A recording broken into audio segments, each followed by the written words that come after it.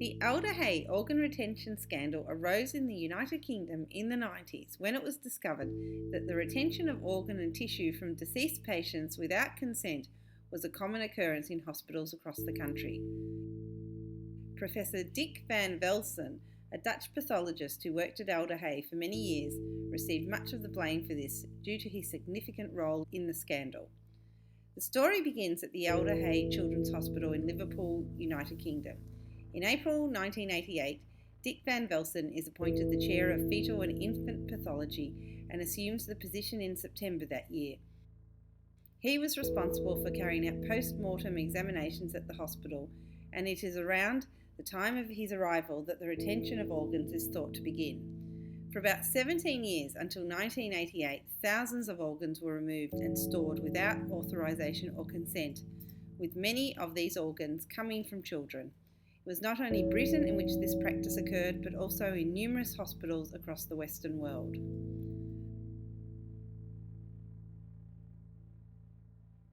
One victim of this practice was 11-month-old Samantha Rickard.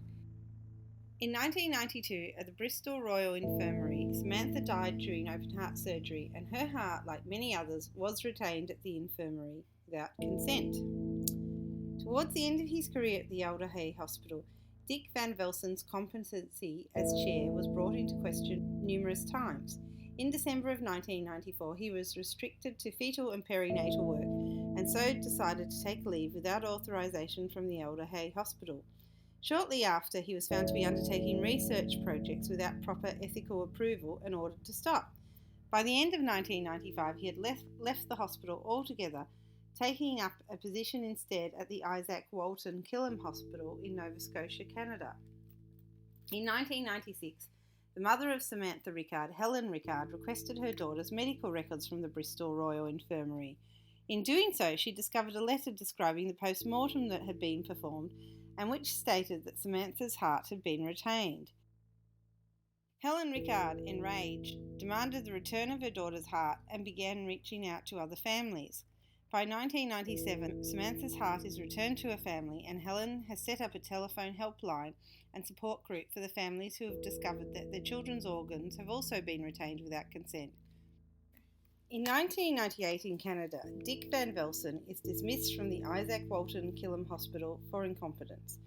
In February of 1999, the group that Helen Rickard set up, now named the Bristol Heart Children's Action Group, begins to talk with the Bristol Hospital to find out more about the retention of human tissues and calls together a press conference to inform the public of the issue and raise awareness. A public inquiry into paediatric surgery at the Bristol Royal Infirmary is launched, chaired by Sir Ian Kennedy.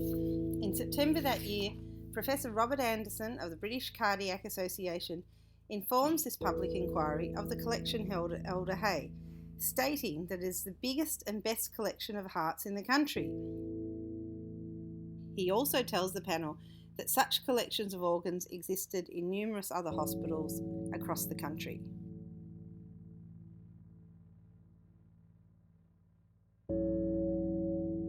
Apart from the heart stored at Alder Hey, many other organs removed by Dick van Velsen are discovered in October to be stockpiled in a laboratory belonging to the University of Liverpool. In response to this, and as the number of hospitals involved in this scandal continues to rise, the government announces a nationwide investigation into the retention of organs, and in December, a public inquiry is launched, one which eventually leads to the Redfern Report. Immediately after the announcement of this inquiry, on the 21st of December, Alder Hey releases its own internal report in which it condemns the doctors' organ retention practices as unacceptable and calls upon the coroners and bereaved parents for help. This report is released just a few days before Christmas, and families criticise the hospital's timing. In January 2000, Alder Hey defends the decision to take microscopic samples from the organs that have been retained without consent, stating that this is justified. Once again, enraged parents condemn the hospital as being insensitive.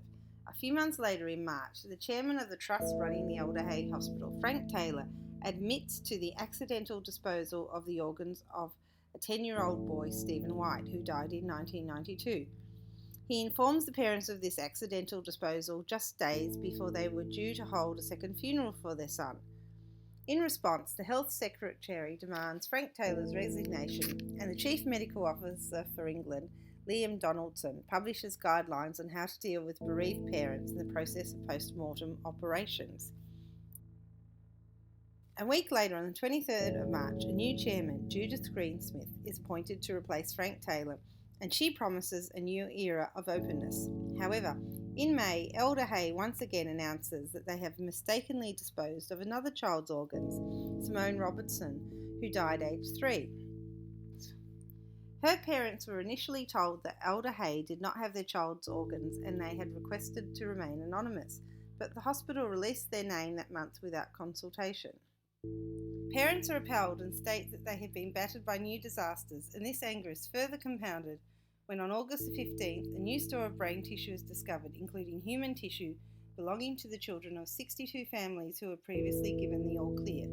On September 21st, Roger Franks, one of Alder Hey's 2 heart surgeons, ceases performing heart operations on the children at Alder Hey.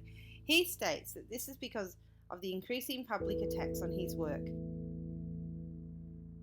That month in Nova Scotia, Canada, where Dick Van Velsen had worked after leaving Alder Hey, a worker found a bag containing children's body parts in a lock-up storage unit. Police in Canada issue a warrant for Van Velsen's arrest, but Van Velsen insists he has done nothing wrong. In October, the British Medical Association publishes guidelines for doctors outlining how to obtain consent for the removal of organs, but the Alder Hey families fight for these guidelines to be implemented by law. On November 13, 2000, it is revealed that up to 400 fetuses had been stored in a laboratory in the University of Liverpool, again without the consent of the parents.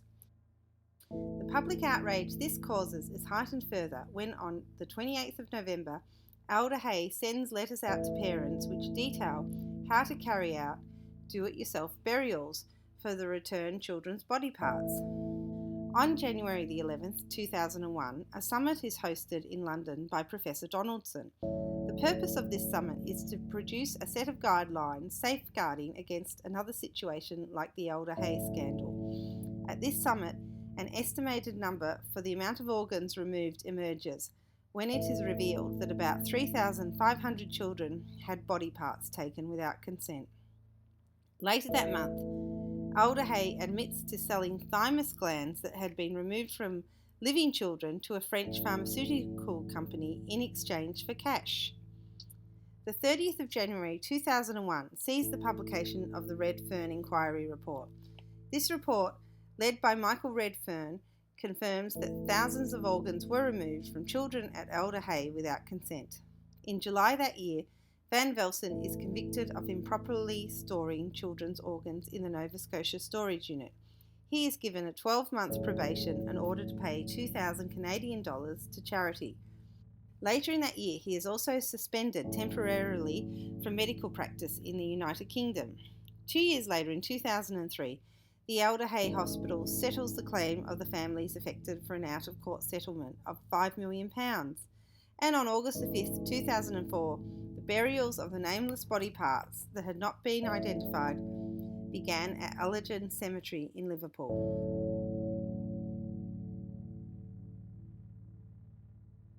Dick Van Velsen manages to escape the scandal without any criminal prosecution, as on 5th of December 2004, the Crown Prosecution Service confirms that he is excused from prosecution. In June 2005, however, he is officially banned permanently by the General Medical Council from practicing medicine in the United Kingdom.